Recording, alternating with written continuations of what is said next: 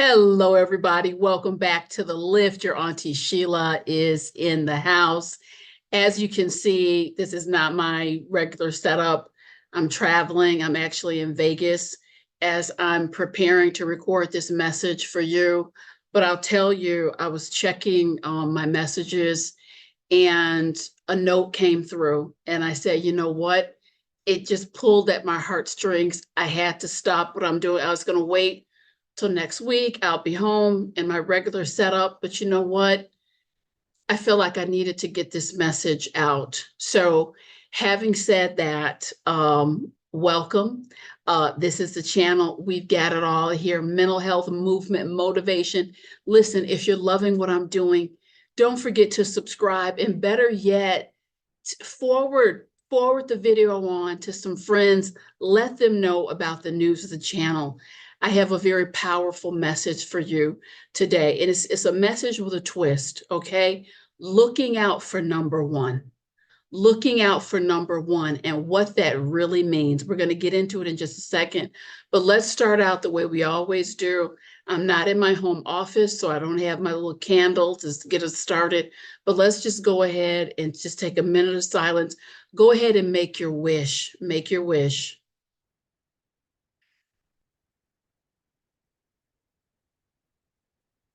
All right. Thank you so much. I made my wish. And let me tell you something about staying connected to your dreams, your hopes, wishes that come true every single day. It's important to be intentional about it and always keep it at the forefront. So I received a note from Amal, and I do understand when you hear that title, Looking Out for Number One. Oh, that sounds a little cocky. That sounds a little arrogant.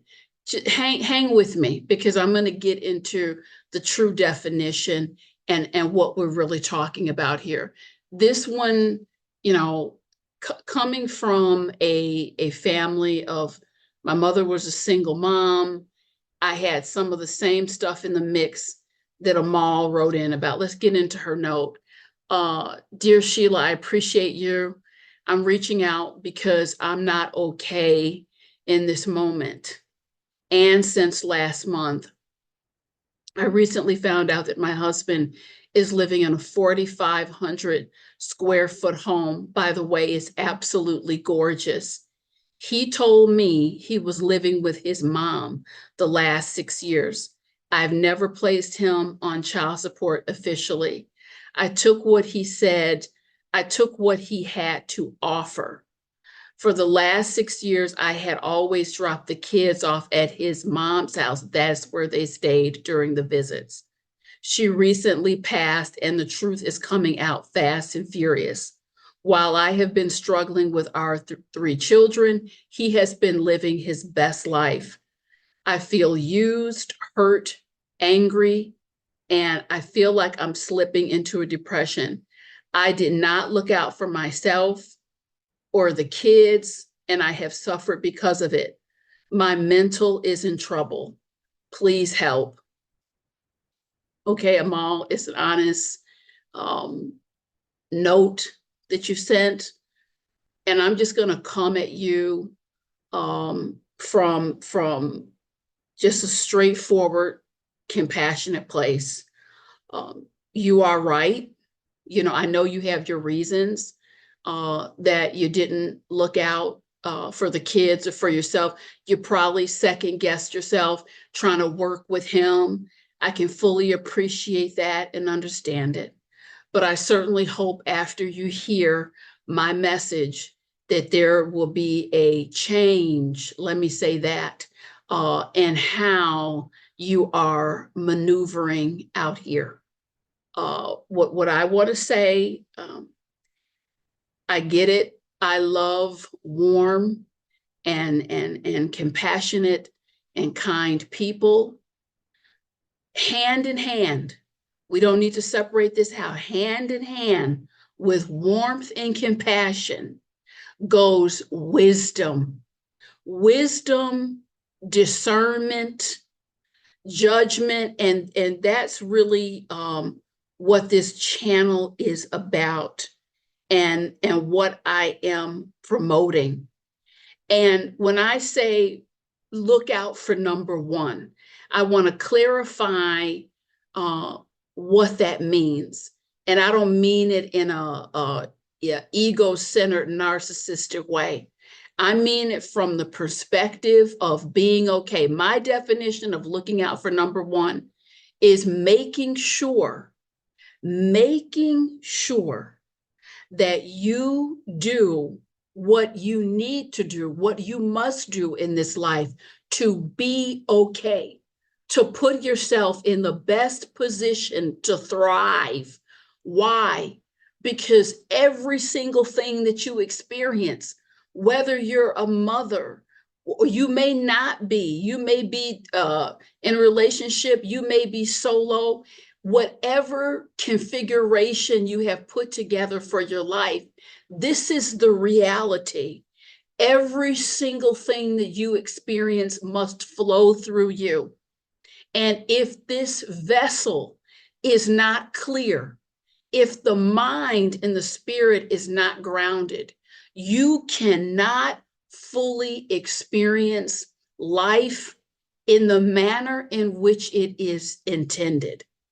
When we are not okay, let's say, the analogy I could use is, when you turn on that water fountain and the water just flows through nice and crisp and it's wonderful, that's fantastic because there's no blockage. But if there's a blockage, it's going to cause a clog, it's going to cause a drain, things back up. And when you are not clear and at your best, you're going to make decisions that compromise you, that may compromise other people in your life, and that may compromise, the life trajectory, the life path. Things get in the way. So when I say looking out for number one and what that means, that is the highest level of commitment, that I must situate myself and take care of myself in such a way that I am okay, I'm good, I'm thriving, I'm grounded, I'm centered. And so I want to share with you a couple things that I want you to keep in mind. Amal, I'm not just talking to you, I'm talking to everyone. The reminders I'm going to share with you, these are core reminders that have certainly come back to me on this sojourn and just nurtured my body, mind, spirit, and soul. And believe me, I'm transparent on this channel. I certainly have needed to redirect myself, but you always hear me say that there's lots of room for grace. We give ourselves grace. When you know better, you do better, and we can all hit it. Okay, so that said, number one that I want you to keep in mind, this would be wonderful if you haven't done this exercise. I want you to, Amal and everyone who's listening, is to sit down with yourself over the next week or so and ask yourself, what is it? What is it? What are the elements that I need in this life? You got to get clear on what your needs are, because if you're not clear on that, you can easily dismiss what you need, what's important to you, and then you will put someone else's needs, their vision or their desire in front of yours, and that's not right. Amal, I would say to you that I'm speaking as a woman who has had, years of experience as a therapist. I have supported many families inside divorce mediation process, you name it. I want to be very clear that in this particular instance, the fact that he's living in that 4,500 square foot house, and he told you, again, I didn't even read the whole letter, I abbreviated the letter, and he's given you this song and dance that he's broke, this, that, and the other, and he's living in this gorgeous dwelling. He had a need and he put it before formally taking care of his children. He had the need to purchase that house. He wanted that status and he went for it. He flipped everything all around. And the reality is that child support, the money that you have foregone for 6 years now, he was never doing you a favor. The children are entitled to that. That is something that they have needed. And it sounds like you have suffered and struggled financially while he has been flourishing. So understanding what your needs are as a mother, I need to make sure that I'm okay. I need to make sure that these children are okay. I need to make sure that I'm meeting their financial needs, nutritional needs, housing needs. So being clear on that, moving forward, and I certainly hope that the story isn't done, because I'll give you my advice. If you haven't already, you need to march yourself formally down to the appropriate office, and looks like he's in a real good condition to support his children, and they will directly draft that money out of the account so you don't have to worry about it. You've shown grace. One of the things when we're looking out for number one, we don't engage ourselves in magical thinking. We don't engage in, well, okay, wouldn't that be nice? No, this is the reality. This is how much it costs. This is what the children are going to need. We play all manner of games. We can get into that in our lives because we have not sat down and become clear on what are the needs of my mind, body, spirit, soul, moving myself through this physical existence. Be honest about it. You get into relationship issues. I've had people say, he doesn't, there's no touch or affection. This person, we don't touch base. They really don't have time. It sounds to me like that's a need that you have in the relationship and it's not getting met. And be honest about it. Because once you get, straight on that baseline, you can make a lot of necessary adjustments and know, is this a place where I need to be, or perhaps I need to be doing something different? That's what it means to look out for number one. I know what I need. Number two, I want you to always ask yourself this question. It can be forgotten. Who's looking out for you? Who's looking out for you?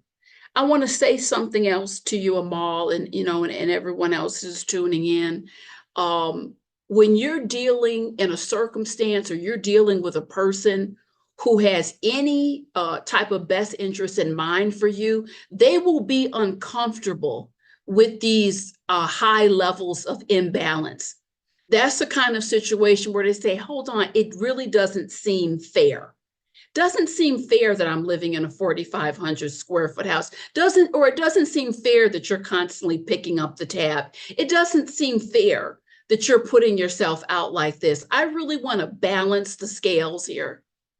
I want you to ask yourself in any particular equation, while you're looking out for everyone else, who's looking out for you?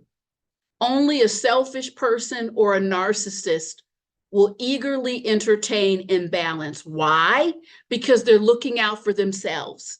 And that's the same person who will say, well, if you're not bright enough, if you're willing to do it, I'm certainly willing to take it. If you're going to stand here and with your purse open and your wallet open, I see all the cash, I'm going to take it. It's that kind of a thing. It's that kind of a thing. So you can ask yourself, who in the equation is looking out for me?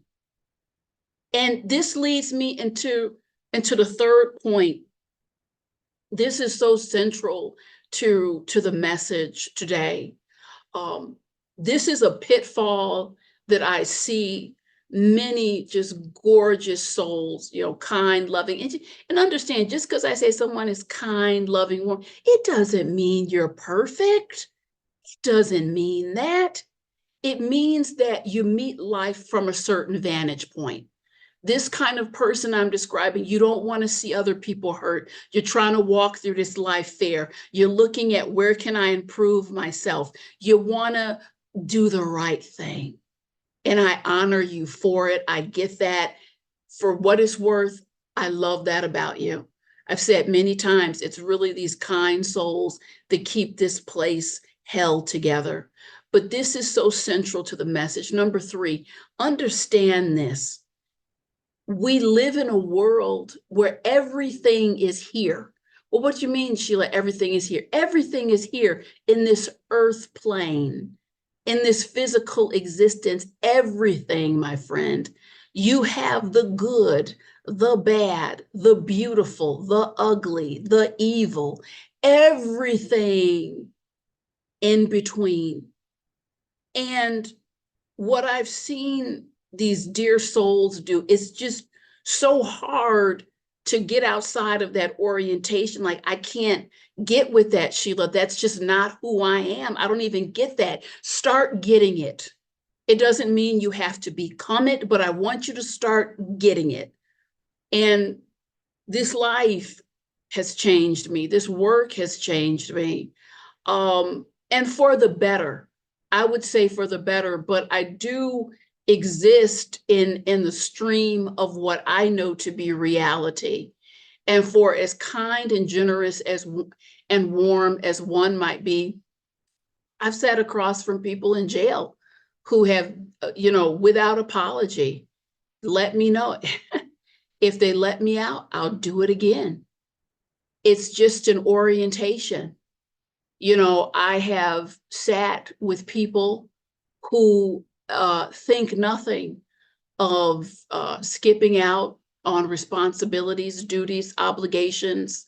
It doesn't move them. It doesn't bother them. And Amal, I stop what I'm doing. Believe me, I'm here. I'm getting ready to speak at some conferences. It's a very busy time. But I read your letter and I was like, it just took me back to growing up. My father would not, he had to be made. My mother was constantly in court with this man. You have to take care of your children. You are obligated. He just didn't understand that. So it was like pulling teeth to get, that support that we needed to eat, that we, needed to pay bills. You created this life. And I didn't understand it then. I was offended as a child, very young. It just made me scratch my head. What's wrong with this guy? I was offended by it then. When I think about it, I'm offended by it now. But that is a personality type. That is someone who is there in a different space and time on their evolution. But yet we share this world. We share this world with these kind of individuals. And the danger is, if you insist on believing that, that's just not, it's not right, I can't really understand that, you're going to be essentially stuck in your mindset and not doing what you need to do to prepare yourself to deal with this kind of energy, to make the necessary adjustments, to walk away. When you have children, you can't always walk away, but you can make an adjustment. You don't want to do it. Well, you're going to be compelled to do it. That's why we have the courts of law.